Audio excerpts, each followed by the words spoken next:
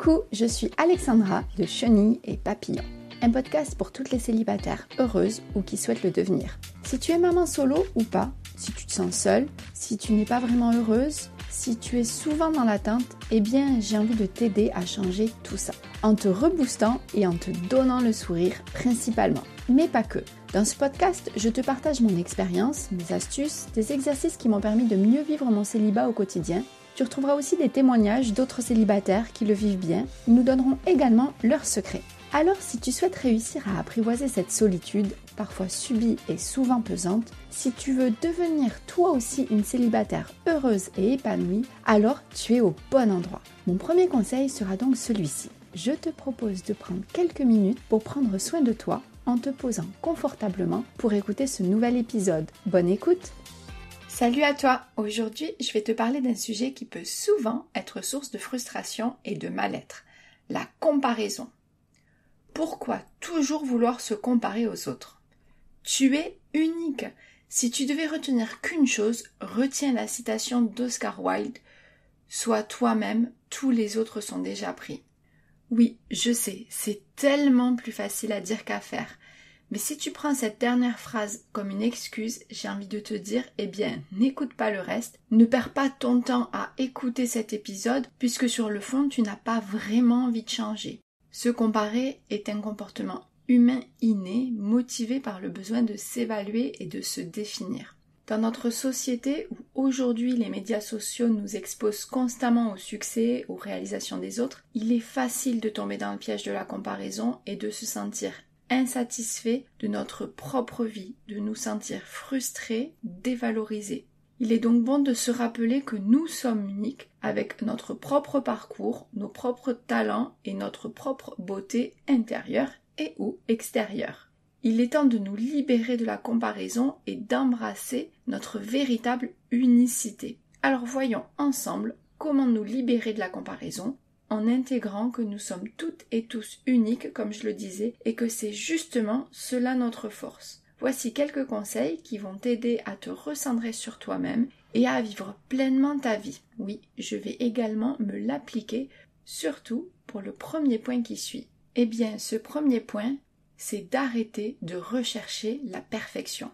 Aïe, oui, je commence par celui qui est le plus difficile pour moi, comme je te le disais tout à l'heure, et en ce moment, je suis vraiment en plein dedans. Alors commençons justement par une petite minute perso pour te montrer comment cela se traduit chez moi, cette quête de perfection. Dans le cadre de ma formation, malgré les bons retours, voire même les très bons retours, je stresse et je me mets une pression de dingue. Pourquoi? Eh bien parce que d'une, je me compare aux autres personnes de ma formation et de deux, je souhaite faire aussi bien, voire même mieux. Alors quand cette perfection n'est pas atteinte, j'ai un peu le sentiment que tout s'écroule, que je fais de la merde. J'irai presque même plus loin, mais je parviens aujourd'hui à faire la différence entre ce que je fais et qui je suis. Donc déjà, une chose positive et un progrès. Au-delà de ça, je pourrais également te parler des kilos en trop, ces kilos qui, lorsque je me suis séparée, m'ont, sans mauvais jeu de mots, beaucoup pesé. En plus, je trouvais toutes les femmes beaucoup plus jolies que moi physiquement, et pour peu qu'elles aient en plus un joli corps, aïe, là, si on n'est pas dans la comparaison, il est important de faire attention à la dureté de notre regard, nous voyons les choses sous notre prisme. J'ai souvenir récemment d'avoir parlé d'une collègue de travail que je trouvais pas forcément très jolie, mais qui était pour moi plutôt bien foutue. Et pourtant, lorsque j'ai discuté donc avec des hommes, ils m'ont tous fait remarquer que non, elle n'était effectivement pas jolie, mais elle n'était pas bien foutue non plus. Je pourrais en citer plein des exemples comme ça, comme celui d'une copine que j'ai rencontrée après ma séparation. Je mettais cette personne presque sur un piédestal, je la trouvais vraiment magnifique. Et en plus, elle était vraiment sûre d'elle avec les hommes, tout ce que je n'étais pas. Donc ça me mettait très mal à l'aise. Là encore, une vraie comparaison. En tout cas, ce qui est sûr, c'est que l'on a tendance à voir ce que l'on a envie de voir pour nous conforter dans l'idée que les autres font mieux ou sont mieux que nous. Notre regard, nos pensées sont donc biaisées. Aïe, petite voix saboteuse quand tu nous tiens. Donc j'ai envie de te dire stop à cette petite voix, la perfection n'existe pas. Alors tu vas me dire pour ça Alexandra, merci mais je le sais. Oui je sais effectivement, mais une petite piqûre de rappel ne fait jamais de mal. Pour ma part, dernièrement, j'ai eu l'occasion de faire un coaching où je me suis rendu compte que pour moi, la perfection, finalement, pouvait même être chiante. Imagine une personne qui fait tout parfaitement, qui est parfaite physiquement. Franchement, entre toi et moi, je pense qu'elle m'ennuierait pour rester polie. Non ? Qu'est-ce que tu en penses ? Donc pour bien ancrer, n'oublions pas que la perfection n'existe pas.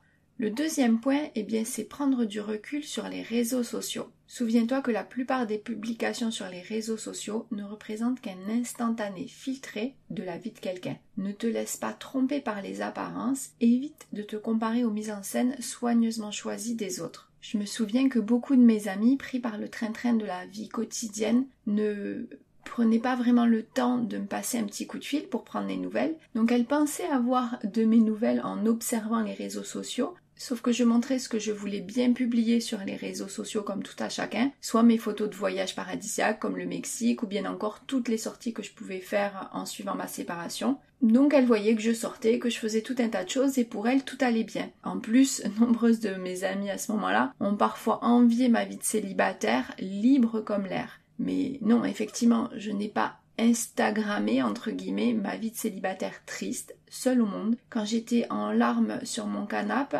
et que ça n'allait pas du tout. Et quant à moi, je voyais que telle ou telle amie avait, elle, retrouvé un chéri, qu'elle pouvait partir en week-end avec lui, etc. Ce qui est sûr, c'est que les réseaux sociaux ne sont vraiment pas la vie. Et qui dit que tout était parfait dans ce couple-là, par exemple, ne venons-nous pas de dire que rien n'est parfait ?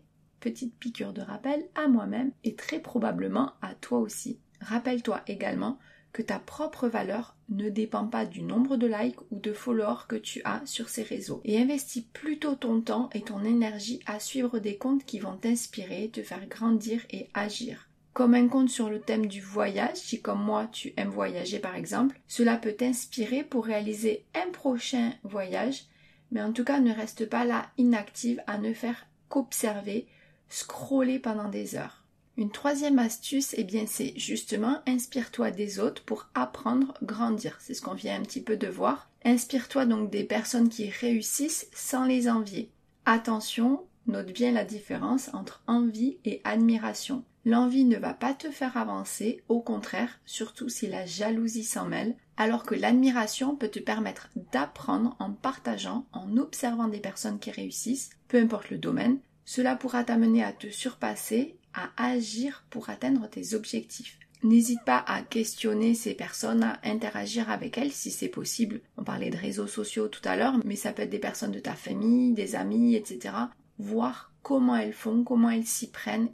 Ensuite, entoure-toi de personnes inspirantes. Au lieu de te comparer aux autres, cherche l'inspiration auprès des personnes qui te motivent et te stimulent positivement. Entoure-toi de personnes qui te soutiennent, te poussent à te dépasser et croient en toi. Ces personnes vont t'encourager à développer tes propres talents. Et si tu as une faible estime de toi et que tu es entouré de personnes qui se mettent peut-être un petit peu trop en avant, cela risque de te mettre dans une forme de compétition. Et là, tu risques de ne jamais te sentir à la hauteur. Dans ce cas-là, j'ai envie de te dire, prends de la distance par rapport à ce type de personnes. Ensuite, apprends à bien te connaître. Pour pouvoir identifier tes atouts, encore faut-il te connaître. Connaître tes goûts, tes désirs, tes valeurs, tes priorités, ce qui te rend heureuse ou malheureuse. Effectivement, tu n'es peut-être pas aussi riche que tel ou tel ami, mais quelles sont ses concessions ? Elle ne voit peut-être pas sa famille le week-end, peut-être même la semaine, faisant des journées de fou. Justement, récemment, j'ai discuté avec un ami qui est très loin de son fils. Il est seul, à bosser en horaire décalé, dans un pays étranger. Alors franchement, est-ce que tu voudrais de sa vie ? Un sixième point, prends conscience de tes forces et identifie tes atouts. Chacun de nous est différent avec des qualités, des expériences et des aspirations uniques. L'un réussit dans un domaine, tu vas réussir dans un autre. Alors au lieu de te comparer aux autres, apprends à apprécier ta propre singularité. Prends conscience de tes forces, de tes talents, de tes réussites et de tes passions. Accepte que tu n'as pas besoin d'être comme les autres pour être heureuse et épanouie. En te concentrant sur ce qui te rend spécial, tu découvriras une nouvelle confiance en toi. Alors n'hésite pas à lister toutes tes forces, tous tes atouts. Autre astuce, fixe tes propres critères de réussite. La réussite est vraiment subjective et personnelle. Ne laisse pas les standards de réussite de la société définir ta valeur. Prends le temps de réfléchir à tes propres objectifs, à tes propres valeurs et à ce qui est important pour toi. Définis tes propres critères de réussite et concentre-toi sur tes progrès personnels. Ce qui compte vraiment, c'est ton bien-être, ton bonheur et tes accomplissements personnels. Alors ne te fixe pas non plus des objectifs trop ambitieux qui risquent d'être inatteignables et donc de te mettre en position d'échec. Autre astuce, pratique la gratitude.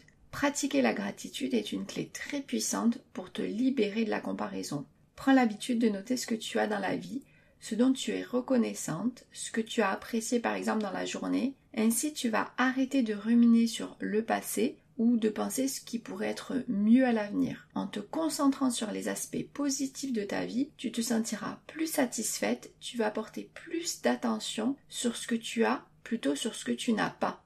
Alors n'hésite pas sur des post-it à noter tes petites réussites de la journée ou autre et mets tout ça dans un gros pot. Et puis quand tu as des petits coups de mou, n'hésite pas à piocher dedans pour te rebooster un petit peu.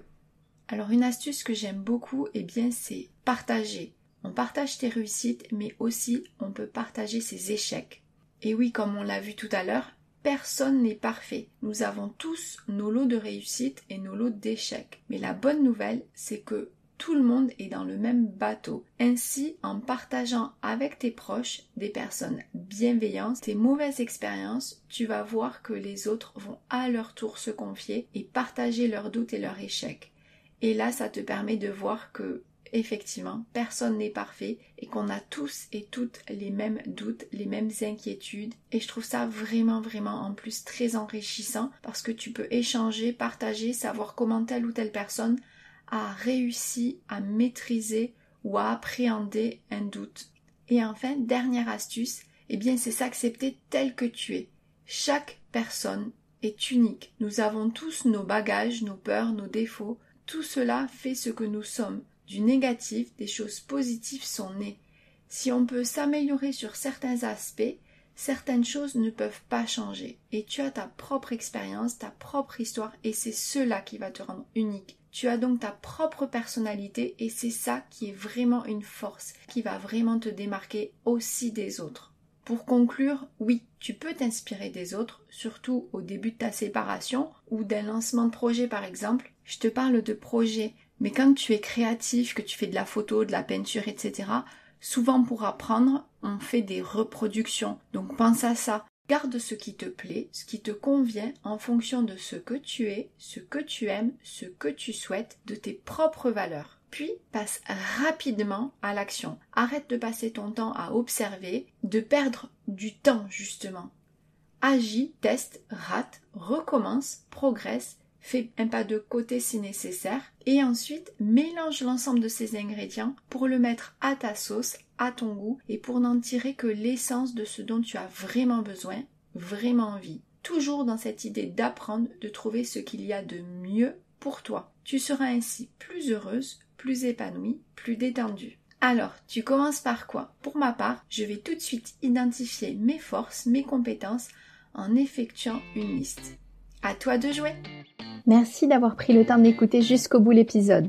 J'espère que cela t'a plu, t'a aidé et peut-être même reboosté. Si c'est le cas, alors n'hésite pas à soutenir le podcast en t'abonnant pour ne rater aucun épisode et en mettant 5 étoiles car cela va me rebooster à mon tour pour continuer et te proposer d'autres épisodes. Et si tu penses que cela peut aider d'autres personnes, n'hésite pas à le partager autour de toi. Tu peux me retrouver également sur les réseaux sociaux, Insta, Facebook. Si tu le souhaites, tu peux t'abonner à la newsletter également pour recevoir régulièrement des infos, des astuces pour mieux gérer ton célibat au quotidien et continuer ta quête du bonheur et devenir une célibataire heureuse et épanouie. Tous les liens et infos sont dans la description. Je te dis à très vite pour un nouvel épisode. À bientôt!